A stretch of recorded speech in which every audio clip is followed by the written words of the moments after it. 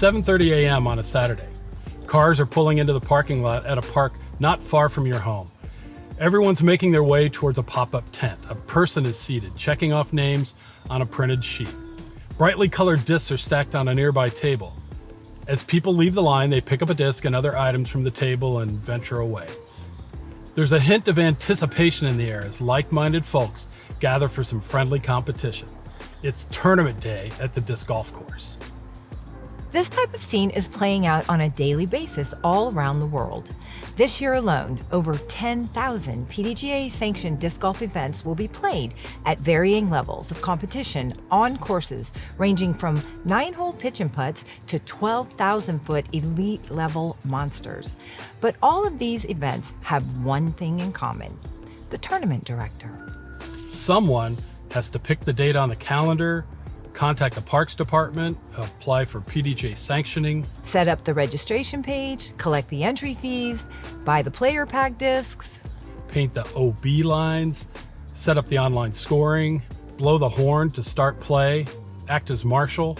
And when the players are finished playing, hand out the awards and prizes and submit the results for the whole world to see.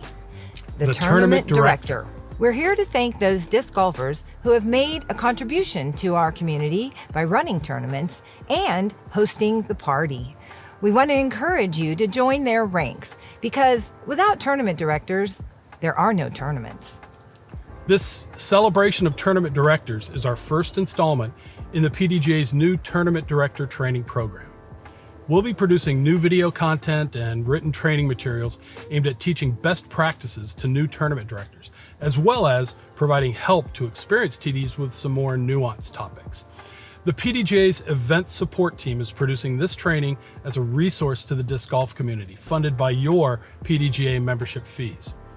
Our goal is to help improve the quality and quantity of disc golf tournaments worldwide by providing the best authoritative information to our tournament directors.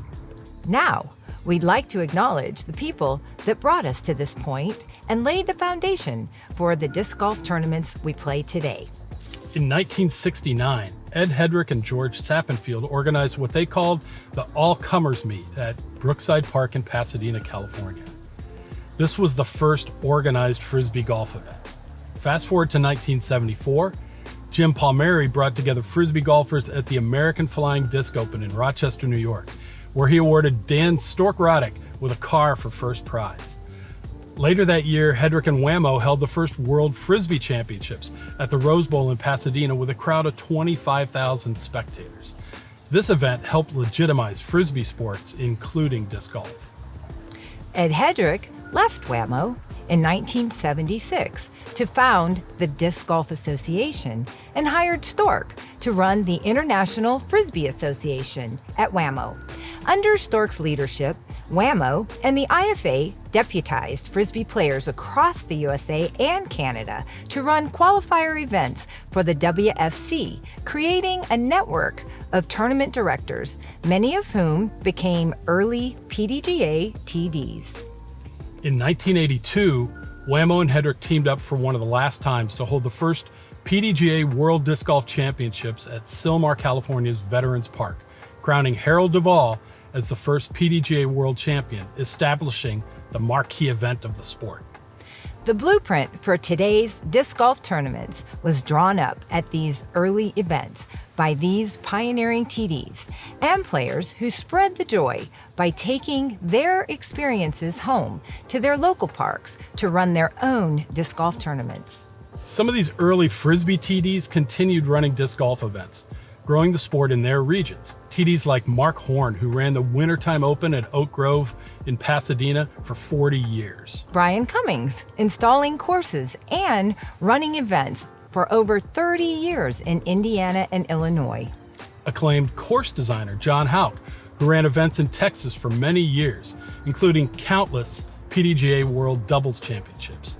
And our own Andy Young, the most prolific woman tournament director in PDGA history, running over 100 events in Texas and Louisiana since the mid-1980s. TDs like Steve O. Story in Texas, Chuck Connolly in the Carolinas, and Mikko Wickman in Finland, the most prolific TDs in our game, have all run well over 200 tournaments. And a special shout out to our women tournament directors. Along with Andy, TDs like Connie Grant Stewart in Louisiana, Jennifer Nicely in California, Guðrún Gudenstóttir in Iceland, and Tina Raikola in Finland are all important leaders and examples in their disc golf communities.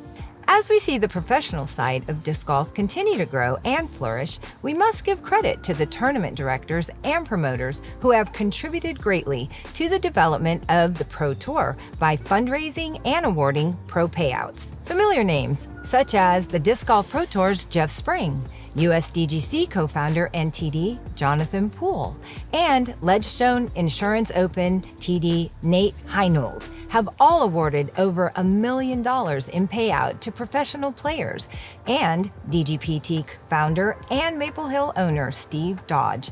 To these tournament directors and others we haven't mentioned who have helped run the nearly 70,000 PDGA sanctioned tournaments and leagues since 1976. And to those organizers of unsanctioned tournaments, leagues, putting leagues, and contests who help players have more fun playing disc golf, we want to say thank you. And we want to invite you to join our ranks. Disc golf and the PDGA need more volunteers and leaders to step up and take on the task of becoming tournament directors. Stay tuned for the rest of the series, where we'll cover how to plan, sanction, organize, and run your own disc golf tournament. We have lots of information for you, so stick around. You'll find it all on the PDGA website. Thanks for watching.